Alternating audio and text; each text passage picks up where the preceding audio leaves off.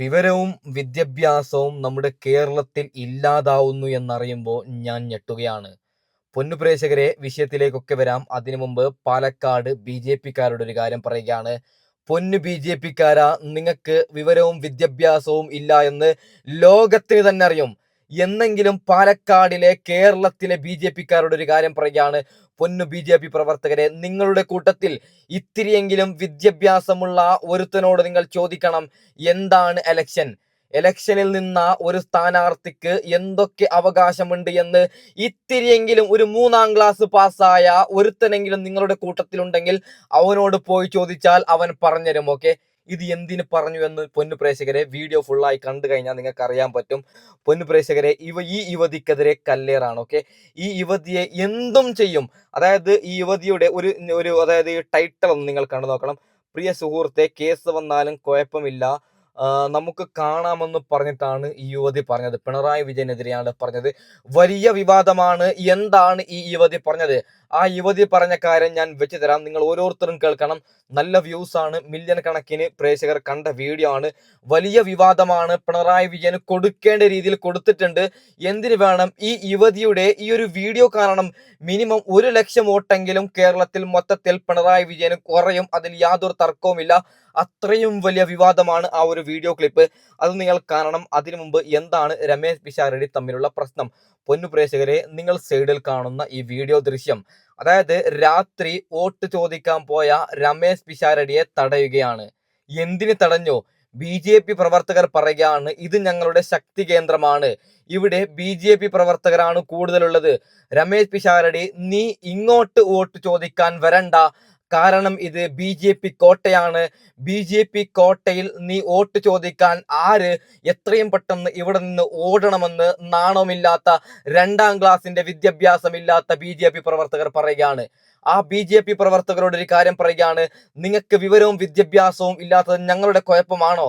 അതായത് പൊന്നു പ്രേക്ഷകരെ, ഞാൻ വോട്ടിൽ നിന്ന് കഴിഞ്ഞാൽ എനിക്ക് മുസ്ലിം ലീഗുകാരനോടും വോട്ട് ചോദിക്കാം, RSSകാരനോടും വോട്ട് ചോദിക്കാം, BJP-ക്കാരോടും CPM-കാരോടും SDPI-കാരോടും കോൺഗ്രസ്സുകാരോടും എല്ലാവരോടും വോട്ട് ചോദിക്കുന്ന അധികാരം എനിക്കുണ്ട്.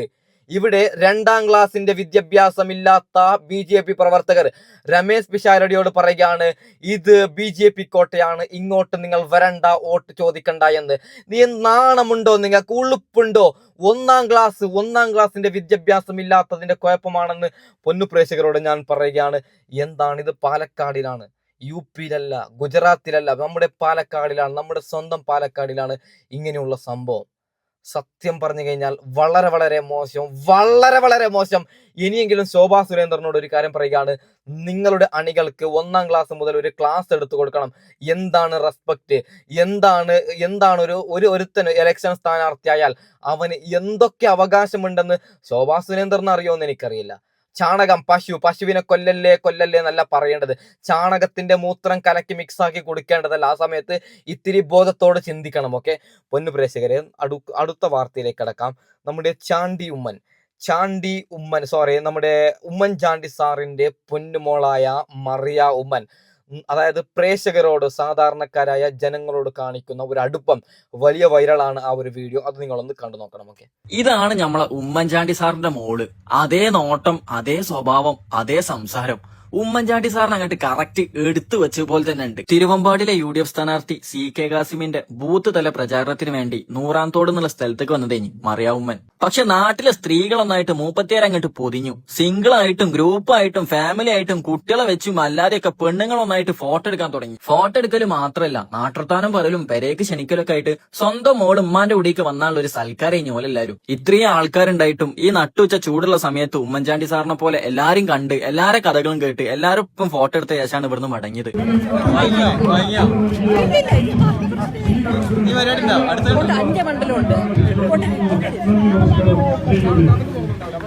ഇവിടുത്തെ ഉമ്മാർക്കും വല്യമ്മമാർക്കൊക്കെ വലിയ സന്തോഷമാണ്. കാരണം സാധാരണ ഇങ്ങനെ വലിയ നേതാക്കളൊക്കെ വന്നാൽ ഇമ്മാർക്കൊന്നും ഇങ്ങനെ സംസാരിക്കാനോ കാണാനോ ഒന്നും പറ്റൂലല്ലോ. ആദ്യമായിട്ടായിരിക്കും ഓല ജീവിതത്തിൽ ഇത്രയും വർഷമായിട്ട് ഇങ്ങനെ ഒരു അനുഭവം. അതുകൊണ്ട് തന്നെ ഓൽക്കൊക്കെ വലിയ സന്തോഷമാണ്. ഉമ്മൻചാണ്ടി സാറിനോടുള്ള സ്നേഹവും കടപ്പാടും ബഹുമാനവും ഒക്കെ ഈ നാട്ടുകാർക്ക് എന്നും ഉണ്ടാവും. ഇവിടുത്തെ UDFന്റെ സ്ഥാനാർത്ഥി CK കാസിമും ഭയങ്കര ജനകീയനാണ്. കുട്ടികളുടെ ഇടയിലും യുവാക്കളുടെ ഇടയിലൊക്കെ കാസിംക്ക് ഇപ്പൊ ഒരു ട്രെൻഡാണ്. ഇപ്രാവശ്യം തിരുവമ്പാടി കാസിംക്ക് തൂക്കും, ഉറപ്പാണ്. ഓക്കെ, ചാണ്ടി ഉമ്മൻ, ഉമ്മൻചാണ്ടി സാറ്, മറിയ ഉമ്മൻ, ഇങ്ങനെയുള്ള വലിയ വലിയ സ്ഥാനാർത്ഥികളാണ് നമുക്ക് വേണ്ടത്. ഇവിടെ ചാണ്ടി ഉമ്മന്റെ പെങ്ങളായ മറിയ ഉമ്മൻ മത്സരിക്കുന്നില്ല. എന്നാലും പറഞ്ഞു പോവുകയാണ്, ശോഭാ സുരേന്ദ്ര, നിങ്ങളും ഇവരൊക്കെ രാവും പകലും പോലെ വ്യത്യാസമുണ്ട്. ജനങ്ങളെ എങ്ങനെ സംരക്ഷിക്കുന്നു, ജാതി പറയാതെ, മതം പറയാതെ. ഇവിടെ ഞങ്ങളെല്ലാവരും ഒന്നാണ്. മുസൽമാൻ ഒന്ന്, ക്രിസ്ത്യൻ ഒന്ന്, ഹിന്ദു ഒന്ന്.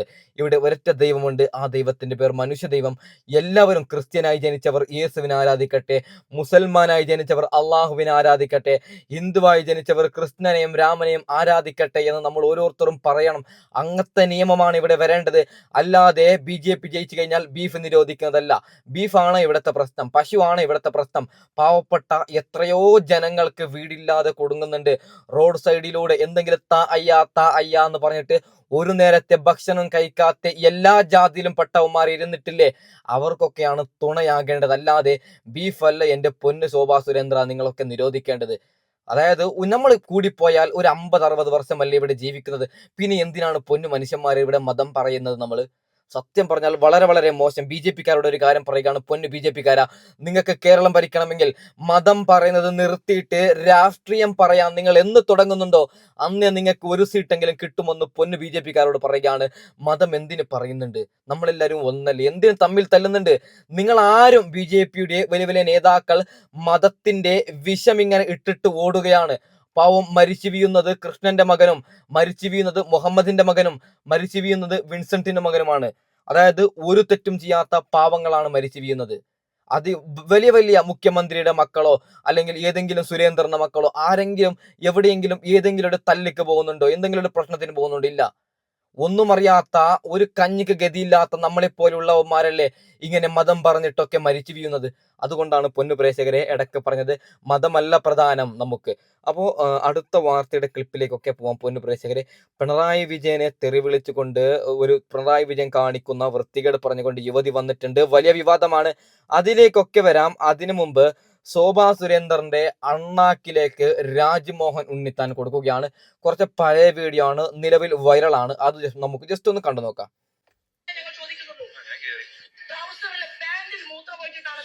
ഇയാൾ കഴിഞ്ഞ ദിവസം ഉമ്മൻചാണ്ടിയും മറ്റുള്ള കോൺഗ്രസിന്റെ നേതാക്കന്മാരും വന്നപ്പോ എവിടെ പോയി ഈ മഹാന്റെ ധൈര്യം? എവിടെ പോയി പോലീസിന്റെ ഊർജം? ഈ മഹാനഗരെ കാൽമുട്ടുകൾ കൂട്ടിയിടിച്ച് വിറച്ച് ഉമ്മൻചാണ്ടിയുടെ മുന്നിലെ പാൻസിൽ മൂത്രമൊഴിച്ച് നിൽക്കുന്നത് പോലെയാണല്ലോ അയാളുടെ ശരീരഭാഷ കണ്ടത്. നിങ്ങളെ കണ്ടപ്പോൾ ട്രൗസറിൽ മൂത്രമൊഴിച്ചതൊക്കെയാണ് ശ്രീമതി ശോഭാ സുരേന്ദ്രൻ പറഞ്ഞത്. ഇതേ നിരീക്ഷണത്തിൽ ഞാൻ അദ്ദേഹത്തിന്റെ ട്രൗസർ പൊക്കി നോക്കാത്തോണ്ട് എനിക്കറിയത്തില്ല. അത് നോക്കിയവർക്കേ കൃത്യമായിട്ട് അറിയത്തുള്ളൂ. അതുകൊണ്ട് അതിനെക്കുറിച്ചൊന്നും ഞാൻ മറുപടി പറയുന്നില്ല. എന്തൊരു തഗ്ഗാണ് എന്റെ പൊന്നു രാജ്മോഹൻ ഉണ്ണിത്താൻ. ഇതൊക്കെ എങ്ങനെ സാധിക്കുന്നു? സത്യം പറഞ്ഞാൽ പൊന്നു പ്രേക്ഷകരെ ഞെട്ടുകയാണ്. ഓക്കെ, അതിനുശേഷം സുരേഷ് ഗോപിയുടെ ഒരു ചെറിയൊരു വീഡിയോ വന്നിട്ടുണ്ട്, വീണ്ടും വൈറലാണ്. ഞാനിങ്ങനെ പറയുന്നത് പൊന്നു പ്രേക്ഷകരെ, ഇന്നലെ എന്തൊക്കെ കാര്യങ്ങൾ പ്രത്യേകിച്ചിട്ട് കേരളത്തിൽ നടന്നു, അതൊക്കെയാണ് ആ ഒരു വീഡിയോ ക്ലിപ്പാണ് ഞാൻ ഇന്ന് വെച്ച് തരുന്നത്.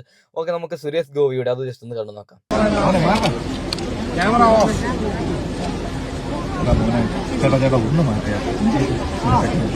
ക്യാമറ മാറ്റിക്കോളാൻ പറഞ്ഞു. ക്യാമറ മാറ്റാൻ പറഞ്ഞു. അല്ല, ഇവിടെ മാറ്റാൻ പറഞ്ഞു. അല്ല, ഇതാര് രാജാവാണോ ക്യാമറ മാറ്റാൻ പറഞ്ഞിട്ട്? എന്താണ് സുരേഷ് ജി നിങ്ങൾക്ക് സംഭവിച്ചത്? ക്യാമറ ഓഫ് എന്ന് പറഞ്ഞാൽ ഒരു കാര്യം പറയുകയാണ്, രേണു സുധിയുടെ സബ്സ്ക്രിപ്ഷൻ, അതായത് പൈസ കൊടുത്താൽ മാത്രം കാണുന്ന ആ ഫോട്ടോ പോലും ലീക്ക് ആവുന്ന ഈ കേരളത്തിൽ സുരേഷ് ജി ക്യാമറ ഓഫ് എന്ന് പറയുന്നത് ലീക്ക് ആവില്ല എന്നാണ്. പൊന്നു പ്രേക്ഷകരെ, പിണറായി വിജയനെ ഒരു യുവതി തെറി വിളിച്ച് രംഗത്ത് വന്നിട്ടുണ്ട്. അത് വെച്ചു തരാം. അതിനു മുമ്പ് മറ്റൊരു യുവതി ഞെട്ടിക്കുന്ന ഒരു വാർത്തയുമായി വന്നിട്ടുണ്ട്. അത് നമുക്ക് ജസ്റ്റ് ഒന്ന് കണ്ടു നോക്കാം. നിങ്ങൾ ഈ കാണുന്നത് അമ്പലത്തിലോ പള്ളിയിലോ പ്രസാദത്തിനോ നേർച്ചയോ വാങ്ങിക്കാൻ വേണ്ടി ക്യൂ നിൽക്കുന്ന ആൾക്കാരെ അല്ല. മലയാള സിനിമയിലെ സൂപ്പർ സ്റ്റാറുകളായ മമ്മൂട്ടിയോ മോഹൻലാലിനെയോ കാണാൻ വേണ്ടി കാത്തു നിൽക്കുന്ന ആൾക്കാരല്ല. പിന്നെ ആരെ കാത്തു നിൽക്കാനാണ്? ദേ നോക്ക്,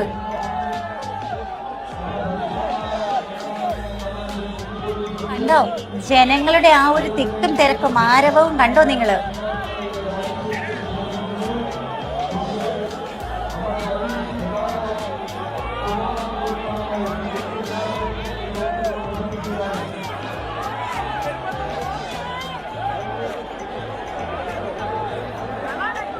നമ്മുടെ രാഹുൽ ഗാന്ധിയെ കാണാൻ വേണ്ടി, ഒരു നോക്ക് കാണാൻ വേണ്ടി അത്രയും ഇഷ്ടപ്പെടുന്ന, സ്നേഹിക്കുന്ന ഇത് മറ്റേടത്തെ ടിസ്റ്റായി പോയി, ഞാൻ കണ്ടില്ലായിരുന്നു. ഓക്കെ, രാഹുൽ ഗാന്ധി അതാണ് ഞാനൊരു കാര്യം പറയാം. വോട്ട് ചോരി, നരേന്ദ്രമോദി മറ്റേ കേന്ദ്രം ഭരിക്കുന്നത് വോട്ട് ചോരി ചെയ്തിട്ടാണ്. എൻ്റെ വീഡിയോ ഏറ്റവും അവസാനം അപ്ലോഡ് ചെയ്ത വീഡിയോ കണ്ടു കഴിഞ്ഞാൽ നിങ്ങൾക്കറിയാൻ പറ്റും, തെളിവുണ്ട്. അതായത് നമ്മുടെ രാഹുൽ ഗാന്ധിയെ കൊടുക്കുകയാണ്. നമ്മുടെ രാഹുൽ ഗാന്ധി എപ്പോഴേ പ്രൈം മിനിസ്റ്റർ ആവേണ്ടതായിരുന്നു. അപ്പോൾ നമുക്കെന്തായാലും ആ യുവതി, പിണറായി വിജയനെതിരെ രംഗത്ത് വന്ന യുവതിക്ക് എന്താണ് പറയാനുള്ളത് അത് ജസ്റ്റ് ഒന്ന് കേട്ടു നോക്കാം. ഓക്കെ, ചോദ്യങ്ങൾ കേൾക്കാനുള്ള തന്റെ ഇടമില്ലെങ്കിൽ പിന്നെ എന്തിനാണ് നിങ്ങൾ ആ കസേരയിൽ ഇങ്ങനെ അള്ളിപ്പിടിച്ചിരിക്കുന്നത്? ഇറങ്ങിപ്പോയെന്റെ CMA. പിന്നാലെ അതാ വധഭീഷണിയും പൊക്കിപ്പിടിച്ചുകൊണ്ട് വേറൊരു അന്തം വരുന്നുണ്ട്. കഷ്ടം. 100% സാക്ഷരതയുള്ള കേരളത്തിലെ വിശേഷങ്ങളാണ് ഇതൊക്കെ. കേരളത്തിന്റെ മുഖ്യമന്ത്രി പിണറായി വിജയനോട് ഒരു മാധ്യമ പ്രവർത്തകൻ ചോദിച്ച ഒരൊറ്റ ചോദ്യം മതിയായിരുന്നു ആ ഇരട്ടച്ചങ്കന്റെ സമനില തെറ്റിക്കാൻ. കൊല്ലത്ത് നമ്മൾ കണ്ടത് ഒരു മുഖ്യമന്ത്രിയെയല്ല, ചോദ്യങ്ങളെ ഭയക്കുന്ന ഒരു രാഷ്ട്രീയക്കാരനെയാണ്. SDPI പിന്തുണയെക്കുറിച്ച് റിപ്പോർട്ടർ TVയിലെ ജയശങ്കർ ചോദിച്ചപ്പോൾ മറുപടി പറയാതെ മുഖവും കറുപ്പിച്ച് ഇറങ്ങിപ്പോകുന്ന പിണറായി വിജയൻ. മിസ്റ്റർ CM, നിങ്ങൾ 3/4 മണിക്കൂർ നിങ്ങളുടെ ഭരണനേട്ടങ്ങൾ തട്ടിവിടുന്നത് കേട്ടിരിക്കാൻ മാധ്യമ പ്രവർത്തകർ നിങ്ങളുടെ പാർട്ടി ഓഫീസിലെ അടിമകളല്ല.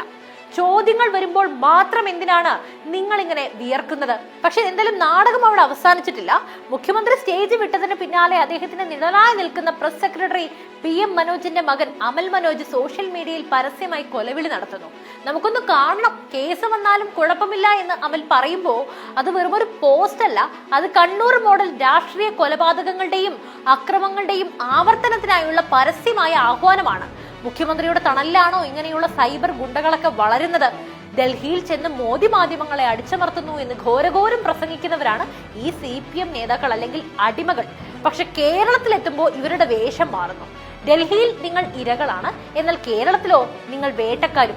സ്വന്തം മകളുടെ പേരുയരുമ്പോഴും സ്വർണ്ണക്കടത്ത് കേസ് വരുമ്പോഴും സ്വർണ്ണ കൊള്ള വരുമ്പോഴും വർഗീയ ബന്ധങ്ങളെ കുറിച്ചുള്ള ചോദ്യം വരുമ്പോഴും പിണറായി വിജയൻ വിറളി പിടിക്കുന്നത് എന്തിനാണ്? മറുപടി പറയാൻ തന്റെ ഇടമില്ലാത്തവർ എന്തിനാണ് അക്കസേരയിൽ ഇരിക്കുന്നത്? അധികാരം തലയ്ക്ക് പിടിച്ചവർക്ക് മുന്നിൽ മുഖ്യമന്ത്രിയുടെ മുഖത്ത് നോക്കി ഇത് ശരിയല്ല CMA എന്ന് വിളിച്ചു പറയാൻ കാണിച്ച ആ ആർജവം, അതാണ് ഇന്നത്തെ മാധ്യമ പ്രവർത്തകർ കണ്ടുപഠിക്കേണ്ടത്. നിങ്ങൾ എത്രയൊക്കെ മൈക്ക് ഓഫ് ചെയ്താലും ജനങ്ങളുടെ മനസ്സിലെ മൈക്കുകൾ ഇപ്പോഴും ഓണാണ്. അവിടെ നിങ്ങളോടുള്ള ചോദ്യങ്ങൾ ഇങ്ങനെ മുഴങ്ങിക്കൊണ്ടേയിരിക്കും. മുഖ്യമന്ത്രിയുടെ ഈ നിലപാടും സൈബർ ഗുണ്ടായിസവും ശരിയാണെന്ന് നിങ്ങൾക്ക് തോന്നുന്നുണ്ടോ? ദയവ് ചെയ്ത് നിങ്ങൾക്ക് ധൈര്യമുണ്ടെങ്കിൽ, ഇത്തിരിയെങ്കിലും ചങ്കുറപ്പുണ്ടെങ്കിൽ നിങ്ങൾ കമന്റ് ചെയ്യൂ. ഓക്കെ, അതായത് ഈ യുവതിക്ക് നേരെ കല്ലെറിയാനൊക്കെ ആഹ്വാനിച്ചിട്ടുണ്ട്. എന്താണ് യുവതി പറഞ്ഞ തെറ്റ്? പൊന്നു പ്രേക്ഷകരെ, ഉള്ളതല്ലേ യുവതി പറഞ്ഞത്? ചോദ്യം ചോദിക്കുമ്പോൾ ഉത്തരം മുട്ടുന്നുണ്ടെങ്കിൽ മിസ്റ്റർ പിണറായി വിജയൻ, നിങ്ങൾ രാജിവെച്ച് എങ്ങോട്ടെങ്കിലും ഓടണം. നിങ്ങൾ ഇവിടത്തെ മുഖ്യമന്ത്രിയാണ്, അതുകൊണ്ട് നിങ്ങളോട് ഞങ്ങൾ ചോദ്യം ചോദിക്കുക തന്നെ ചെയ്യും. അപ്പോൾ ഒരു സ്വാമി, ഡ്രസ്സൊന്നും ധരിക്കാത്ത ഒരു സ്വാമി കേരളത്തിൽ വന്നത് വലിയ വിവാദമാണ്. അതിനെക്കുറിച്ചിട്ട് ഒരു ഹൈന്ദവ സഹോദരൻ നല്ലോണം കൊടുക്കുന്നുണ്ട്. അതും നമുക്ക് ജസ്റ്റ് ഒന്ന് കേട്ട് നോക്കാം. ഇതുപോലുള്ള തുണിയെടുക്കാത്ത സ്വാമിമാരുടെ കാര്യം പറയുമ്പോൾ ആൾക്കാർ വന്ന് പറയുന്നത് ഏതോ മതത്തെക്കുറിച്ച് പറഞ്ഞു എന്നാണ്. ഹിന്ദു മതത്തിൽ ഏത് ദൈവമാണ് തുണിയെടുക്കാതെ നടക്കുന്നത്? ഞങ്ങൾ കണ്ടിട്ടുള്ള ദൈവങ്ങളെല്ലാം നല്ല മാന്യമായി തുണിയെടുക്കുന്നവരും നല്ല ആഭരണങ്ങൾ ധരിച്ച് നടക്കുന്നവരാണ്. ഹിന്ദു മതത്തിലെ ഏതെങ്കിലും ഒരു ദൈവമുണ്ടോ ഇങ്ങനെ നടക്കുന്നത്? നമ്മളൊരു മതത്തെക്കുറിച്ചല്ല പറയുന്നത്, ഈ രീതിയിൽ നടക്കുന്നവന്മാരെ കുറിച്ചാണ് പറയുന്നത്. നോക്കിയേ, പെൺകുട്ടികളുടെ മുമ്പിൽ ചെന്ന് ഒരു കോണാന് കൊടുത്തുകൊണ്ട് നിൽക്കുന്നു. ഈ ആധുനിക ലോകത്ത് ഇതൊക്കെ ചെയ്യുന്നത് കൊണ്ടല്ലേ പറയുന്നത്? ഹിന്ദുക്കളുടെ ദൈവങ്ങളിൽ ആഹക്കൂടി പരമശിവൻ മാത്രമാണ് പുലിത്തോൽ ഉടുത്തിരിക്കുന്നത്. അദ്ദേഹം ഇതുപോലെ കോണ ഉടുത്തിട്ടൊന്നും അല്ല നടക്കുന്നത്. പുലിത്തോൽ ഉടുത്തിട്ടുണ്ട്, അദ്ദേഹത്തിന് മേലങ്കിയുണ്ട്. ഇത് രണ്ടും ധരിച്ചാണ് അദ്ദേഹം നടക്കുന്നത്. ബാക്കിയുള്ളവരൊക്കെ വളരെ മാന്യമായിട്ട് നല്ല മറ്റുള്ള മനുഷ്യർക്ക് ആകർഷണീയമായ രീതിയിലുള്ള ഡ്രസ്സാണ് അവരൊക്കെ ധരിച്ചിരിക്കുന്നത്. എന്തെല്ലാം തരത്തിലുള്ള രത്നങ്ങളും ആഭരണങ്ങളും ഒക്കെ ധരിച്ചാണ് അവർ മറ്റു മനുഷ്യരുടെ ഇടയിലേക്കൊക്കെ വരുന്നത്. ഇവന്മാരൊക്കെ നടക്കുന്നത് ഏതെങ്കിലും മതത്തിന്റെ പേരിലാണോ? ഇവന്മാരൊക്കെ കള്ളത്തരത്തിലൂടെ മറ്റു മനുഷ്യരെ വശീകരിച്ച് ഞാൻ ദൈവമാണെന്ന് സ്വയം പ്രഖ്യാപിച്ച് നടക്കുന്ന മനുഷ്യരാണ്. ഇവരെയൊക്കെ നമ്മൾ എന്തിനാണ് അംഗീകരിക്കുന്നത്? ഇത്രയും പെൺകുട്ടികളുടെ മുമ്പിലും ഈ സ്കൂളിന്റെ നടയിൽ സ്കൂളിലുമൊക്കെ പെൺകുട്ടികളുടെ മുമ്പിലും ഒക്കെ ചെന്ന് നിൽക്കാൻ ഇവനൊക്കെ ആരാണ് ഈ അധികാരം കൊടുത്തത്? അല്ലെങ്കിൽ ആരാണ് ഇവനെയൊക്കെ ചുമന്ന് ഇവിടെ പോലുള്ള സ്ഥലങ്ങളിലൊക്കെ കൊണ്ടുവരുന്നത്? ഇത്തരം രീതികളെയല്ലേ നമ്മൾ എതിർക്കുന്നത്, അല്ലാതെ മറ്റേതെങ്കിലും മതത്തെയാണോ എതിർക്കുന്നത്? ഒരു മതത്തെയോ ഒരു വിശ്വാസത്തെയോ അല്ല നമ്മൾ എതിർക്കുന്നത്. നമ്മൾ എതിർക്കുന്നത് ഇതുപോലുള്ള വൃത്തികെട്ടവന്മാരെയാണ്. അതിന് നിങ്ങൾ വന്ന് നമ്മളെ ചീത്ത പറഞ്ഞിട്ട് വല്ല കാര്യമുണ്ടോ? കമ്പി വലി കെട്ടി പെൺകുട്ടികളെ അപ്പുറത്ത് നിർത്തിയിട്ട് ഇപ്പുറത്ത് കോണാനും ഉടുത്തുകൊണ്ട് നിൽക്കുന്നു വൃത്തികെട്ടവൻ. ഇവനെയും ദൈവമാണെന്ന് പറഞ്ഞ് ആൾക്കാർ പുറകെ നടക്കുകയാണ്. ഇതൊക്കെയല്ലേ നമ്മുടെ സമൂഹത്തിൽ നിന്നും മാറ്റിയെടുക്കേണ്ടത്? സത്യസന്ധമായി ഞാനൊരു കാര്യം പറയാൻ, പൊന്ന മനുഷ്യന്മാരെ, അതായത് മുസൽമാനിലുമുണ്ട്, ക്രിസ്ത്യാനിലുമുണ്ട്, ഹൈന്ദവ ഹിന്ദുക്കളിലുമുണ്ട് ചില നായ്ക്കളായ, അങ്ങനെ നമുക്ക് പറയാം. നമുക്ക് 3 മതത്തിലുമുണ്ട്. അല്ലാതെ ഒരു മതത്തിനെ മാത്രം ഞാൻ കുറ്റപ്പെടുത്തുന്നില്ല. കള്ളന്മാരാണ്. ഇയാൾക്ക് ഡ്രസ്സ് ധരിച്ചാൽ ഇയാൾ ഞാൻ ഇപ്പം ചിലപ്പോൾ പറയും അതൊരു സ്വാമിയായത് കൊണ്ട് നീ വർഗീയത കൊണ്ടുവരുന്നു എന്ന്. എന്ത് സ്വാമിയാണ് ഡ്രസ്സ് തയ്ക്കാതെ ഇത്തിരി മറ്റേ ഇയാൾ ഇത്തിരിയെങ്കിലും ധരിച്ചിട്ടുണ്ട്. മറ്റേ രാജീവ് ചന്ദ്രശേഖർ ഒരുത്തനെ ഒരു തെണ്ടിയെ കൊണ്ടുവരാൻ പോയത് നിങ്ങൾക്ക് അറിയാലോ സ്വാമി. അദ്ദേഹം ഒന്നും ധരിച്ചിട്ടില്ല, പൗഡറാണ് മറ്റേ സാധനത്തിലേക്ക്. സത്യം പറഞ്ഞാൽ അടിയുടെ കുറവാണ്. നല്ലവരായ മലയാളികൾ ഇപ്പോൾ കേരളത്തിൽ വരുന്ന ഡേഞ്ചറാണ്. ഉറപ്പായിട്ടും അടിവിയും. സ്വാമിയെന്നോ ഉസ്താദെന്നോ പള്ളിയിലച്ഛനെന്നോ നോക്കല. വൃത്തികേട് കാണിച്ചാൽ ഞങ്ങളെപ്പോലുള്ള ആണുങ്ങൾ അത് കണ്ട് നിൽക്കൂല. ഓക്കെ, അപ്പോൾ തൽക്കാലം വൈൻഡപ്പ് ചെയ്യുകയാണ്. അടുത്ത വീഡിയോ ഇവിടെ വരാം. സബ്സ്ക്രൈബ് ചെയ്ത് ലൈക്ക് ചെയ്തൊന്ന് സഹകരിക്കണേ. ഓക്കെ.